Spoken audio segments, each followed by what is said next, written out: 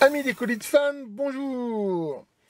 Ah ben c'est un drôle de hasard en fait, mais il se trouve que le jour de mon 60e anniversaire, j'ai reçu aussi un colis de fan de Cédric qui m'a très gentiment envoyé différentes choses. Je vais encore une fois avoir le plaisir de voir avec vous. Alors j'avais même pas encore fini de vous montrer mon colis de fan d'avant, hein, vu que j'ai encore un appareil de Philippe là à vous montrer, un autre leader, hein, ce que je ferai bientôt.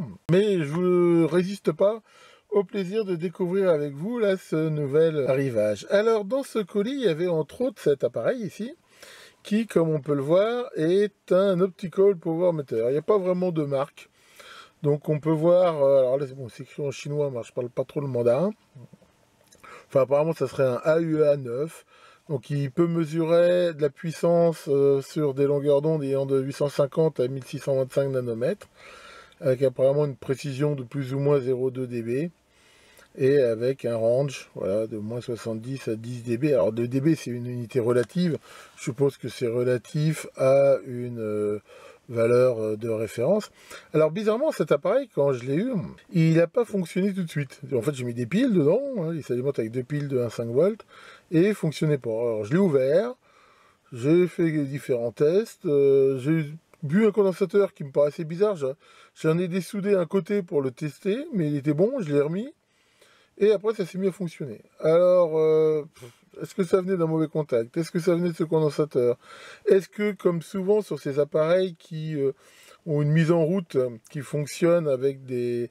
c'est pas réellement un interrupteur franc, des fois ça arrive, quand ils n'ont pas été alimentés depuis longtemps, il faut les mettre les piles et les laisser reposer un moment avant que ça marche. Je ne saurais jamais, mais enfin bon, c'est pas très grave. Donc pour info, voilà l'entrée du capteur dans lequel on peut mettre donc la fibre optique. Ça, alors c'est un truc qui manque, ça tenait sans doute un cache qui permet de le protéger quand on transporte l'appareil. Et donc maintenant, voilà, on peut voir qu'il fonctionne bien. Voilà, on peut même alimenter, éclairer le rétroéclairage. Alors on voit ici l'indication de la longueur d'onde. Attention, il ne la mesure pas. Ça permet par contre de choisir différentes longueurs d'onde, et il a dû être étalonné pour chacune de ces longueurs d'onde. Donc il faut choisir celle qui correspond le mieux. Et là, voilà, on peut voir que bah là il détecte déjà la lumière ambiante. D'ailleurs on voit que si je mets mon doigt ici devant, voilà, il ne détecte plus rien.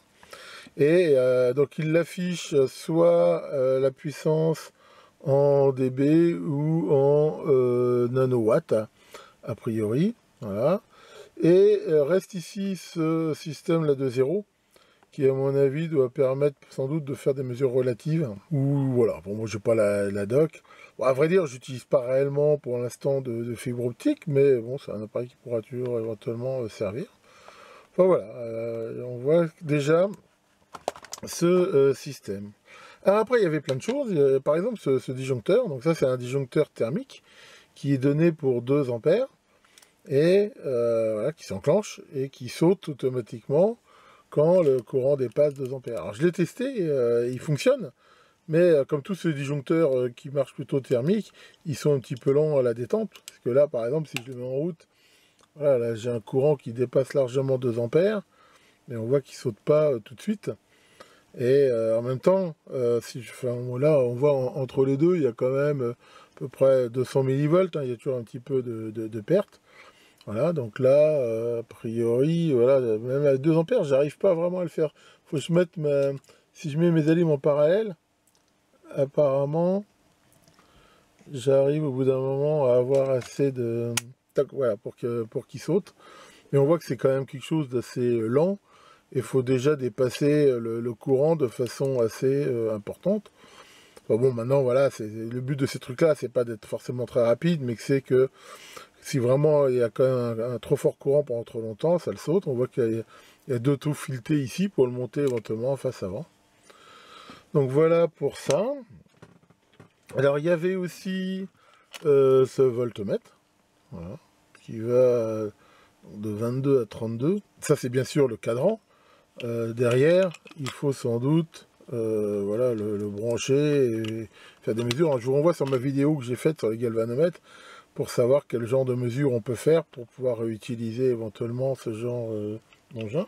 Ensuite, il y avait des relais. Bon, ça c'est un relais très classique. Comme on peut voir, voilà, un double inverseur qui va avoir les contacts, ben voilà, c'est marqué dessus. Tient quand même à 5 ampères, ce qui est déjà pas mal. Là, on a un modèle alors, qui est beaucoup plus ancien.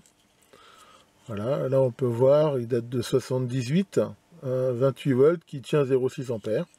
Donc je l'ai testé, il fonctionne. Donc c'est un contact simple, hein, la bobine est ici, et ça fait contact entre ces deux trucs-là. Donc ça, voilà, c'est du gros costaud. Éventuellement, je sais pas si c'est du militaire, mais enfin c'est voilà, le genre de trucs qu'on fait qui sont assez incroyables. Alors après, il y avait quelques condensateurs intéressants. On voit déjà ce modèle là, voilà, de 2 microfarads de LM Ericsson de Stockholm, c'est un truc suédois. Alors je l'ai mesuré et il fait bien encore 2 microfarads. Pour ça, il est, ma foi, assez précis. Donc c'est ça, voilà. Enfin, bon, c'est le matériel qui est relativement ancien. Il y a ce condensateur-là qui est très intéressant, ce condensateur où on peut voir dedans. Voilà, c'est du papier avec de l'huile et qui tient, voilà, des tensions assez importantes. Et qu'on voit qu'il a une tension de service de 250 volts. Il a essayé TE, ses tensions d'essai à 800 volts. Et il est censé faire 500 nanofarads. Et je l'ai mesuré. Et il fait en effet 500, enfin il est plutôt encore très bon. Voilà, avec ces deux armatures ici. Là on a encore un autre modèle. C'est un modèle un peu noir comme ça là. Et lui c'est pareil, je l'ai mesuré, il est aussi correct. 100 nano. Ensuite on avait ces deux systèmes, donc ça j'en ai déjà parlé, ça s'appelle les feed-through capacitors. C'est des condensateurs qui sont faits pour faire du découplage, mais en même temps qui font passage. C'est-à-dire que dans un blindage, on les fixe comme ça, et je veux dire, entre les deux, là, c'est un fil qui passe, mais il y a une capacité qui est assez élevée, là, de l'ordre de 8 microfarads à peu près, entre les bornes là et la masse. Et c'est typiquement ce qu'on mettait pour découpler des enceintes blindées ou des choses comme ça dans du matériel. Normalement, c'était du matériel plutôt pro ou militaire, ça. Là, on a encore un condensateur qui a l'air d'avoir bien vécu. Et je l'ai mesuré aussi, hein, il fonctionne bien. Donc là, c'est ce genre de condensateur, hein, les tubes en céramique. Les composants, dans l'ensemble, il y en a qui vieillissent pas trop bien, mais pareil, c'est une résistance, pareil, dans un tube céramique comme ça. Et qui aussi est plutôt bonne. Après, il y avait, par exemple, ces modèles de diodes. Donc ça, il y en a eu plein dans des boîtiers comme ça, destinés à être montés sur des radiateurs. Alors en parlant de diodes, on a deux exemplaires là qui sont assez balèzes. Voilà, de la SKR 112. Donc ça tient 100 ampères sous 1200 volts. Parce qu'on voit que c'est quand même de la diode. C'est quand même des modèles assez importants. Bon, c'est pas les plus grosses que j'ai vues de ma vie, mais enfin celles-là sont déjà sympas. J'ai l'impression qu'elles doivent être neuves parce qu'on n'a pas de traces de montage dessus. Donc voilà, c'est vraiment de la grosse balèze. Après, dans les semi-conducteurs, il y avait quelques diodes. Ça, par contre, je les ai mesurés à voir leur tronche et leur seuil. C'est sans doute des diodes germanium qui ont un seuil assez bas, entre 0,2 et 0,3. Donc ça, c'est plutôt de la diode dite de signal. Vous pouvez utiliser comme détectrice ou des choses comme ça. Après, bizarrement, il y a quelques composants russes. C'est transistors. Donc ça, c'est assez typique de transistors russes. D'ailleurs, si on regarde dessus la notation, on voit que c'est un peu des caractères cyrilliques. Donc je l'ai testé et il fonctionne bien. Il y en a des NPN, des PNP. C'est probablement transistor au germanium. Alors après, justement, il y avait d'autres composants encore. Et ça aussi, c'est des transistors russes. Je les ai testés. Et pareil, ils fonctionnent très bien. Composants à 3 packs. Donc il y a des PNP, là, orange, c'est des PNP. Et les jaunes, là, c'est des NPN. Donc ça, voilà, c'est du composant russe. Là, on a un petit relais vraiment mignon. C'est un double inverseur relais 5 volts. Ça, c'est sympa. On voit que c'est vraiment un sub miniature. Ça, c'est des bobines de choc probablement qui sont enrobées de céramique. On va trouver ça souvent dans les récepteurs voilà, des années 50-60. Alors là, on a un circuit très connu, c'est le EF 6809. Donc, alors EF, c'était Thomson qui faisait ça en seconde source de Motorola. Et donc ça, c'est dans la série 6800. C'était un des derniers et des plus puissants de cette série-là. Ça a commencé avec le 6800. Après, il y a eu des variantes, 6801, 6802, le fameux 6805 et ainsi de suite. Et le 6809, qui était, si je me rappelle bien, plus ou moins compatible, mais qui avait quand même plus d'instructions en 16, voire 32 bits, je crois, je ne me rappelle plus trop. Enfin voilà, c'est un des derniers qu'il y a eu dans la série. Après, ils sont passés au 68000, qui était quand même beaucoup plus puissant. Là, on a un autre circuit de Exar. Exar, hein, le fabricant qui a fait le fameux XR2206. Et donc ça, c'est un XR88C680. Alors c'est un double UART, qui était pareil dans les systèmes à microprocesseurs, et qui permet donc de faire de la liaison série. Donc les deux, là, on voit, c'est des boîtiers céramiques, donc c'est du militaire, ou du moins du truc plutôt de bonne qualité. Ça, c'est pareil, c'est une mémoire, donc c'est une RAM 32K x 8. Et j'ai testé, hein, j'ai ce qu'il faut pour tester ce genre de mémoire, elle fonctionne bien. Alors après, il y avait ce bloc d'afficheur, là, avec ce cache qui est encore dessus, cette protection anti-rayure, qui a été laissée. Alors c'est deux afficheurs avec des résistances qui m'ont l'air, enfin vraiment de la résistance de puissance, hein, c'est des résistances qui font 560 ohms. Alors j'ai testé, ça fonctionne. Alors c'est fait pour marcher à une tension qui est quand même a priori relativement importante. C'est deux afficheurs là, HP sur support. Alors si on compte, il n'y a pas tout à fait le nombre, c'est-à-dire que sur cet afficheur là, on peut juste afficher le 1 et le moins. Et donc c'était pour afficher, je sais pas, une valeur, enfin voilà, jusqu'à 19 on va dire. Comme ça, donc c'est un beau circuit imprimé. On retrouve là le brochage, hein, c'est de l'anode commune. Alors toujours dans les diodes, il y avait, alors ça c'est un truc assez costaud aussi, c'est un pont de diodes, mais un pont triphasé, on peut voir, avec 6 diodes, et destiné à se mettre sur des alternateurs, des trucs comme ça. Ça irait par exemple très bien sur ces petits alternateurs à d'éoliennes chinois, là, souvent les éoliennes sortent comme ça en triphasé. Et derrière, on retrouve ici donc la tension redressée, sachant qu'ils ont aussi mis là une protection contre les surtensions, ce varistor et ce condensateur. Donc ça voilà, c'est vraiment des ponts de diode. Je n'ai pas testé, mais il y a des chances qu'il fonctionne, il faudra en voir, ça peut vraiment servir. Ensuite, il y avait ce circuit qui est aussi intéressant. C'est un 8748 ou 49, non 48. Donc ça, c'est un microcontrôleur que j'ai pas mal utilisé dans le temps, qui était un des tout premiers qui était fait par Intel. Donc c'était le 8048, qui normalement, à la base, se programmait ce qu'on appelle par masque. C'est-à-dire que une fois qu'on a fait le programme, on le fournissait à l'époque, on pouvait le fournir en bande perforaire, en disquette 8 pouces, enfin, il y avait différents formats. Et ça coûtait dans les 10 000 $, de faire un masque. C'est-à-dire, en fait, c'était lors de la fabrication qui mettait le programme dedans. Alors ça coûtait cher, il ne fallait pas se planter. Et justement, pour la mise au point, alors, il y avait différents systèmes. Il y en a qui avaient des ROM à part, qu'on pouvait mettre, mais alors ça bouffait un peu des entrées-sorties. Il y a eu, alors je sais pas si c'est 87-48 il y a eu, mais j'avais déjà montré ça, des systèmes qui s'appellent Piggyback, là où on pouvait mettre une prom dessus, et bien sûr là le système avec une mémoire effaçable aux UV, et c'est ce modèle là. Donc ça, j'en ai pas mal utilisé. Alors 80-48, il y a une architecture von Neumann, mais il n'avait pas vraiment cette notion de registre spécialisé, c'est-à-dire qu'il y avait des instructions plutôt dédiées pour faire des entrées-sorties, contrairement au 80-51 qui arrivait après, où lui il a une architecture où c'est plutôt des registres spécifiques qui règlent voilà, des timers, des trucs d'entrée-sortie. Et dans le temps, j'ai fait pas mal de programmes pour ça, j'en avais même récupéré, parce que souvent, même s'ils étaient programmés par masque, grâce à une broche, on peut les forcer à utiliser un programme externe. Parce que là, il y a des chances qui fonctionnent, il faudrait l'effacer éventuellement, leur programmeur. C'est vrai que maintenant, on est plus habitué à des trucs qui se programment directement avec des EEPROM, ce qui évite d'avoir à les effacer comme ça. C'est un microcontrôleur qui a quand même été très très largement utilisé. On en avait plein, par exemple, dans tous les premiers claviers de PC, souvent c'était des 80-48 qu'il y avait dedans. Là, on a une autre carte qui est aussi assez complète. Donc on voit c'est de la marque Juillet Électronique, je connais pas, mais vu le nom ça doit être plutôt français.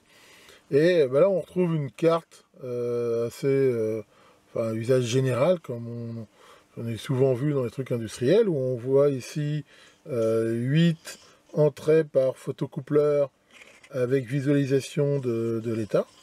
Donc ça c'est ce qui permet d'avoir une isolation galvanique sur donc 8 entrées. Là on a 8 sorties sous forme de relais que l'on peut utiliser avec aussi visualisation de l'état sur ces LED.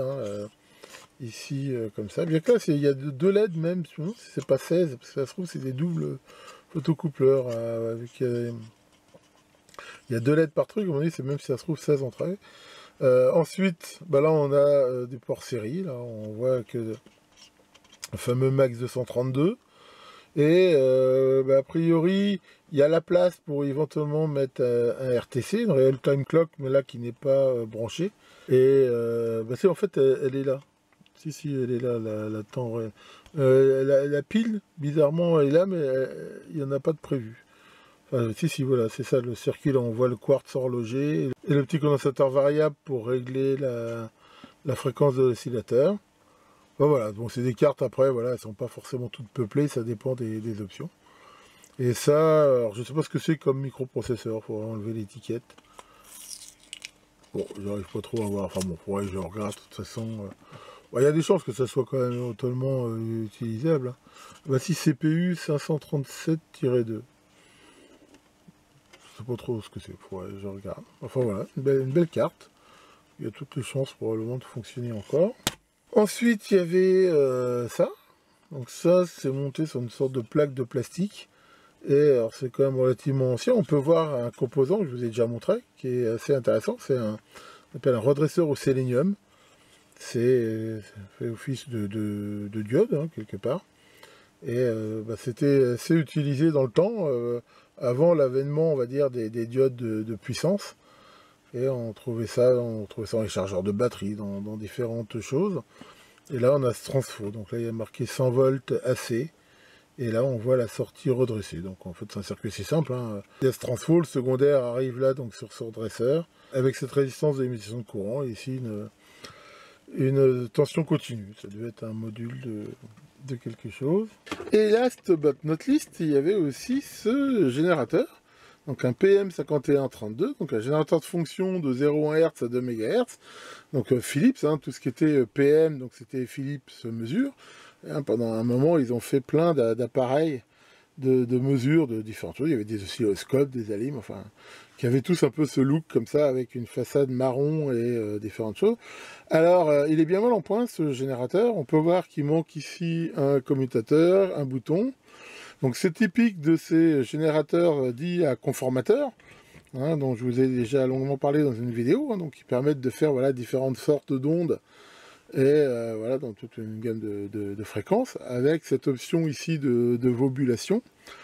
Et alors j'ai trouvé le service manuel avec le schéma, même s'il n'est pas d'une super résolution, mais voilà, je pense qu'il y a éventuellement moyen de le réparer. Alors il a en effet souffert, on peut voir là il y a eu pas mal de massacres au niveau des soudures. On retrouve là, donc pareil, cette carte-là, il manque ce commutateur qui a été dessoudé. Là, on voit aussi que le bouton marche-arrêt qui était déporté au bout d'une tringle, il a aussi beaucoup souffert. Donc, voilà. Bon, honnêtement, je sais pas si... Enfin, moi j'ai déjà plein de générateurs. Est-ce qu'un jour je prendrai le temps de le réparer? Pourquoi pas, ça peut être intéressant.